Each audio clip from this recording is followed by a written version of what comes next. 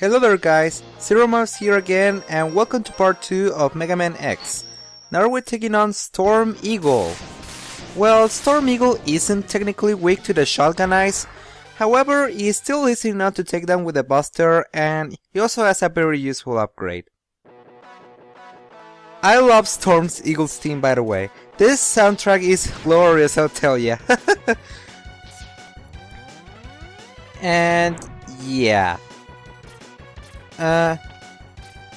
Those green shield guys remind me a lot of the sniper jokes from the classic Mega Man games. So yeah, he pretty much has to stand on them and they will launch his glove and then, or his mace ball rather, and they will open his shield and you can shoot them by the way, that way, I mean, sorry. And these things actually grab you and you have to like shake the controller in order to get free of them. And they can be really annoying, I'm not gonna lie. And I'm gonna talk about a way that is actually present in every single Mega Man X game, item collection. What I just picked right there was a heart tank. It has a heart and it was pink and stuff. And when I pick it up, my health bar increased. There are 8 heart tanks like this in the game. And there are 8 Mavericks in the game, so do the math, there is 1 heart tank in each single level, I mean. And you need to collect these things. If you don't go out of your way to collect the hard tanks and the sub tanks we're gonna write out in like 30 seconds, I believe. The final castle is so freaking hard that if you go without that stuff, you're pretty much asking for trouble. Anyway, what you pick right there, that's the sub tank. Basically, how the sub tanks work is that when you are full health and then you pick like health power-ups, like health regenerating power-ups, instead of going to your health bar because it's full, it will go to your sub tank and it will be stored to save. Like if you pick a health power-up when your health bar is not full, it will go to your health bar, but if it's full, it goes to the sub tank. And when you're in a pinch, you can use the energy stored in a sub-tank in order to heal yourself. They pretty much work like the energy tanks from the classic Mega Man series. And by the way, shoot those explosives to find the second Dr. Light capsule. And this upgrade is actually kinda useless in the long run. It allows us to like break ceilings with a headbutt. It basically allows us to be Mario. Sorry about that. But yeah, we can now break the certain blocks, and the only thing useful is to get another Dr. Light capsule and a sub tank and a heart tank later. So yeah. As always, extra lives are the head of X, just like in the classic Mega Man games. And like classic Mega Man games, the extra lives were also the head of Mega Man, so yeah. And we have Mets here. The Mets were a classic enemy in the classic games, and here they return. And so that's good. And now we're actually coming up to Storm Eagle, which is if you want to know his weaknesses, he's weak against Sting Chameleon's weapon, which is.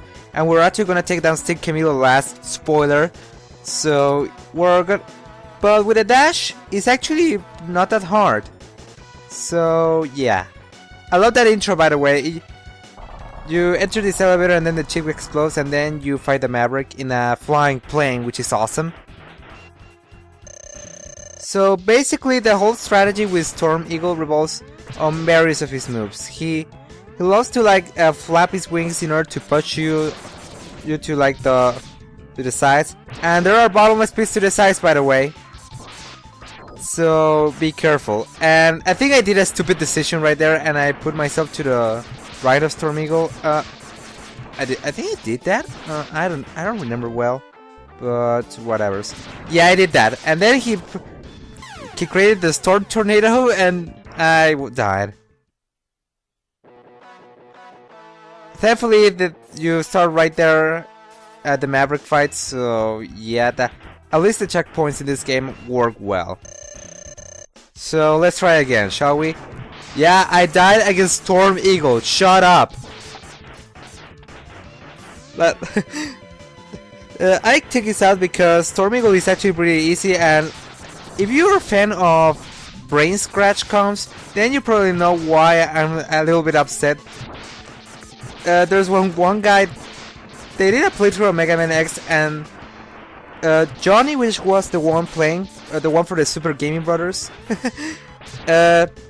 he actually nearly lost to Storm Eagle. He nearly had his health bar drained.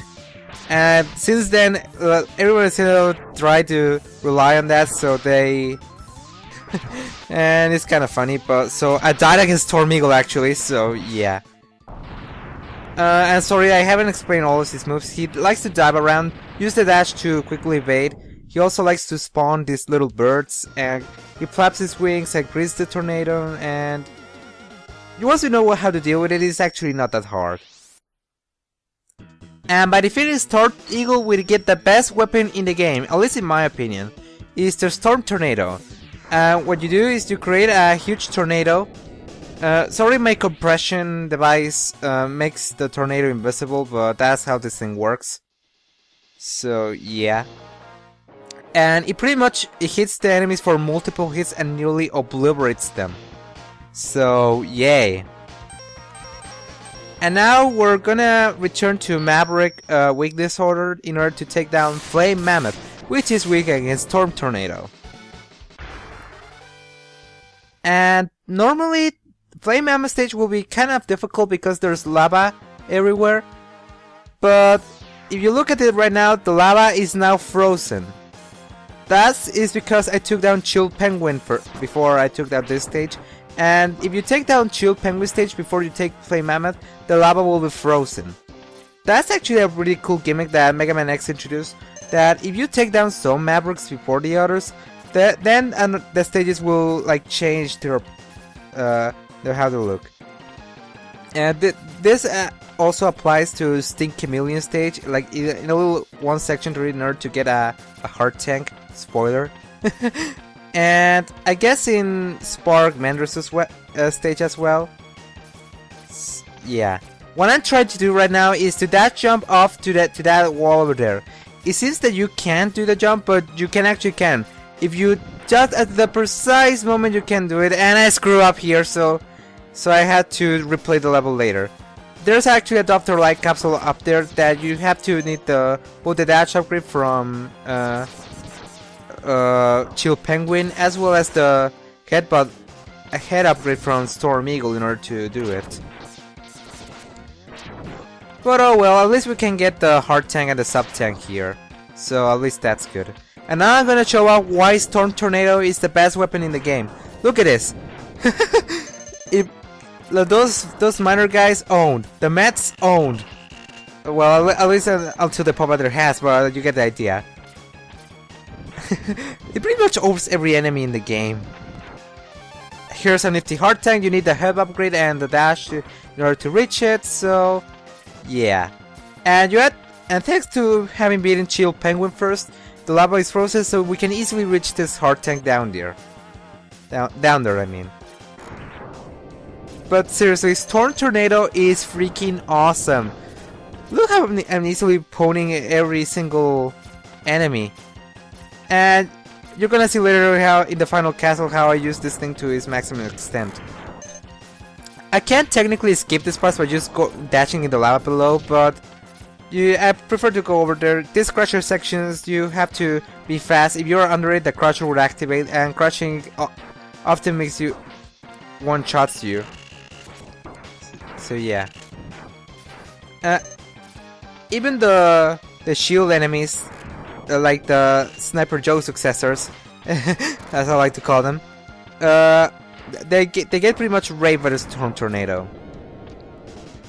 And speaking of Storm Tornado, this is actually Flame Mammoth's weakness we're gonna take out right now.